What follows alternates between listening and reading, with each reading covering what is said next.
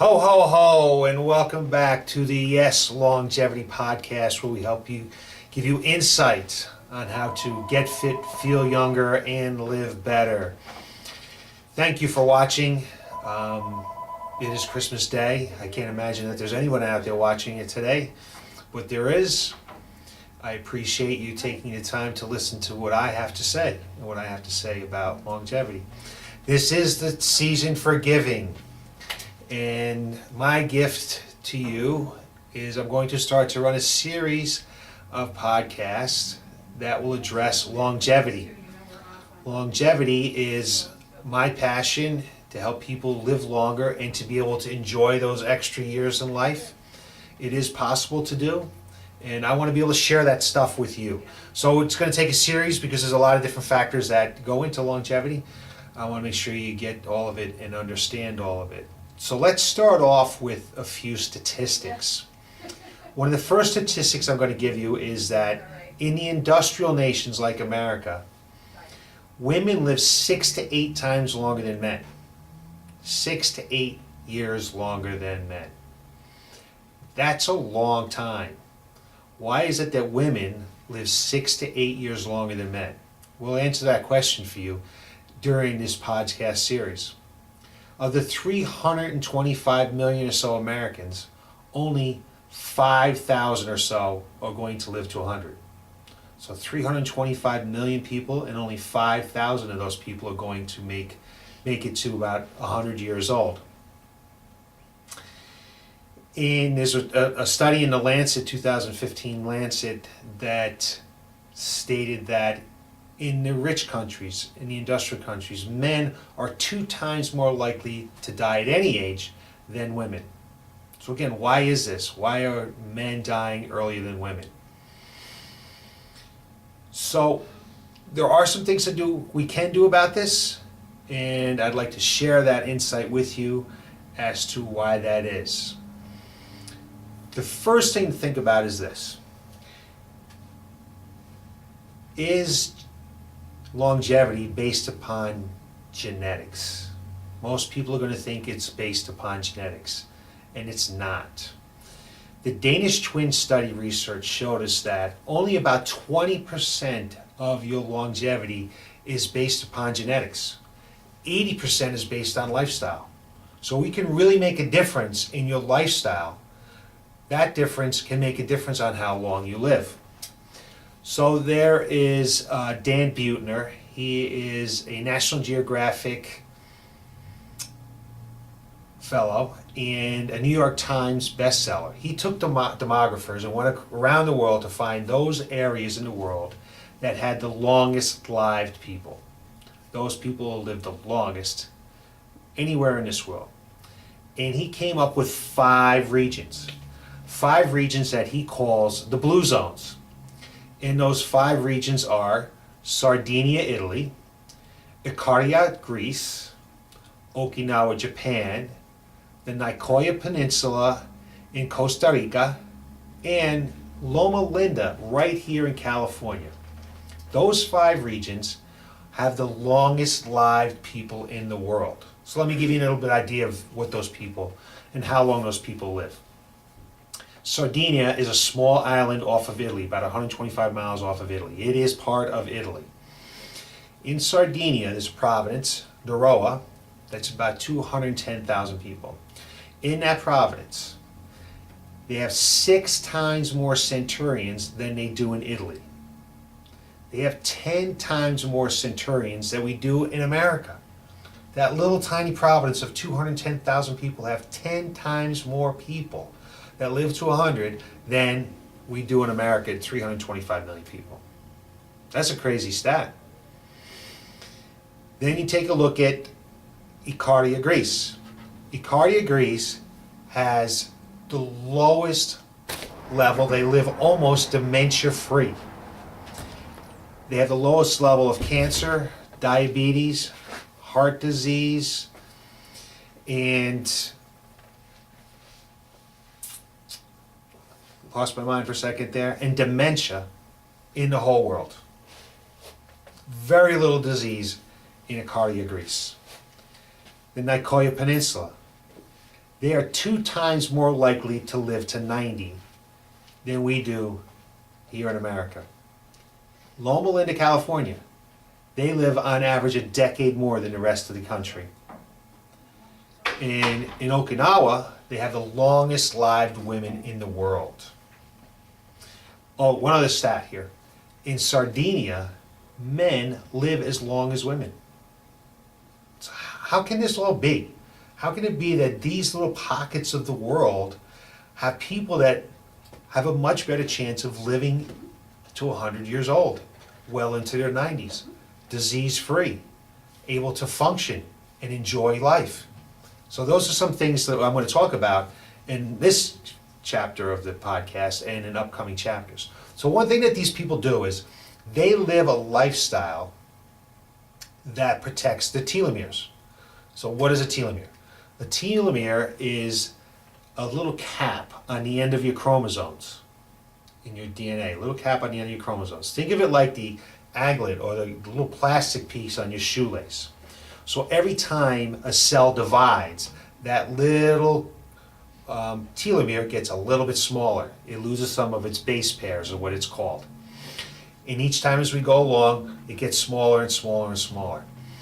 When you're conceived, when you are conceived is actually the day you begin to die. Not once you're born, not in your 20s, not in your 30s. When you are conceived, you're born with about 15,000 base pairs on your chromosomes. And that number can change depending upon your parents and that, because some people are born with longer telomeres and shorter telomeres. But that starts with about 15,000 telomere pairs. When you, pardon me, let me go back there for a second. When you're conceived, you have 15,000 base pairs. When you're born, it's down to 10,000 base pairs already. You lose a lot of base pairs in the first 10 years or so of life, and it kind of levels off, and it's just a slow, gradual loss. No matter what you do, even if the best lifestyle you're going to lead, from birth, you are going to lose base pairs as the cells divide. You're going to lose somewhere between 50 to 100 base pairs as we go along. When the cell gets down to about 5,000 base pairs, the cell basically dies off. When we have too many cells that die, we die. Almost all disease is linked back to the length of your telomeres. So researchers, scientists believe that the telomere is the best way or a true way to tell how old you are and how well you are aging. So what are some of the things that their lifestyle is doing to slow the shortening of the telomeres? And there's a lot of factors that help accelerate that slowing process, and there's some factors that slow it down, and then maybe even some factors that lengthen the telomeres throughout our lives. So we start thinking about living a little bit longer when we get older. When we're younger, we feel like we're invincible. But this process really starts the day we're conceived. It starts with the day we're conceived. It starts the way your mom or your parents feed you right after birth, and so forth throughout your lifetime. So the first factor that we're going to talk about that affects longevity is social isolation. Social isolation is one of the major factors that determines how long you live. Probably something you never really thought about. So what is social isolation? Social isolation is defined as the amount of people that you come in contact with every day. The amount of people that you come in contact with every day and interact with them. So that's the person behind the coffee counter. It might be your mailman, the person you walk by on a sidewalk. The more interaction you have with people, the more socialization you have with people, the longer your telomeres stay, and the longer you're likely to live. If you don't socially interact and you start to get lonely, that will shorten your telomeres faster and you won't live as longer. So we have some research that shows that people who are lonely have a 50% increased risk in early death. 50% increased risk in early death if you're lonely. Now, what is that? Let's relate that to something else. Obesity. If you're obese, you only have a 30% increase risk in early death. Obesity is 30%. Social isolation is 50%. That's a big difference. So loneliness and isolation is something that we really need to think about. It's really something we need to think about and plan after retirement. We always think about planning for our financial wealth and our financial well-being after retirement. We need to think about our social life and our social integration after retirement.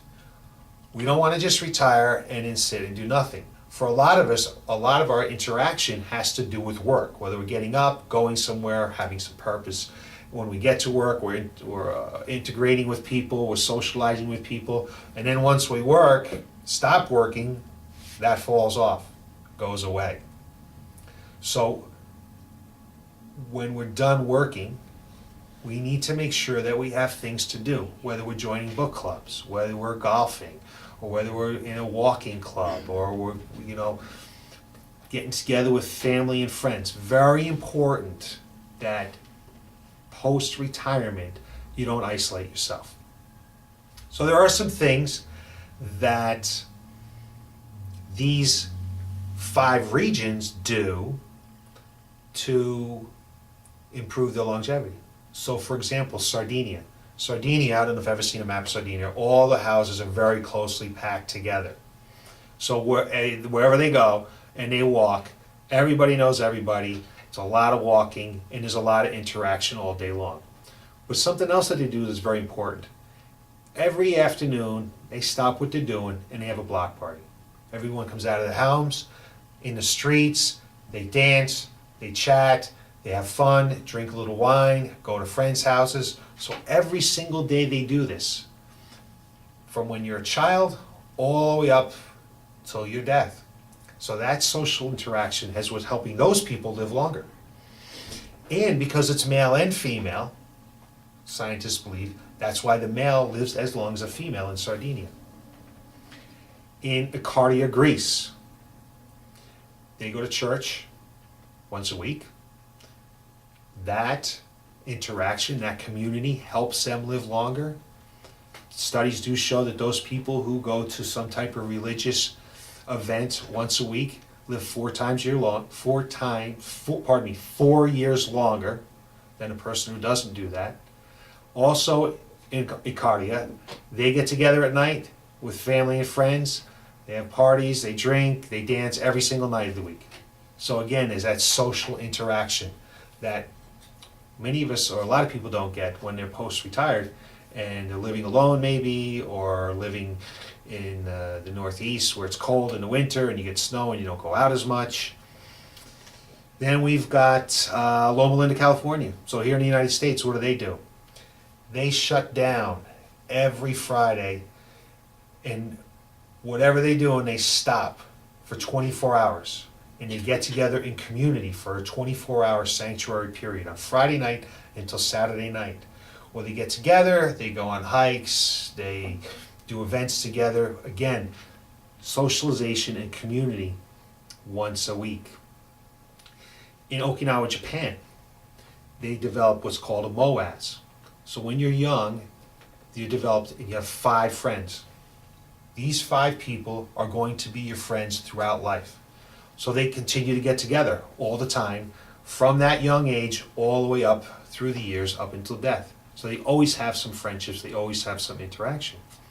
So as we get older here in the United States, certainly we might not be thinking about that now, but once you retire, once you stop working, you need to make sure that you continue to get out there. Maybe volunteer. Make sure you're visiting family. Make sure that you're still doing some things, oh, the tree's attacking me, that keep you from getting lonely. Because that loneliness is going to increase your risk for death by 50%. That is a huge number, by 50%.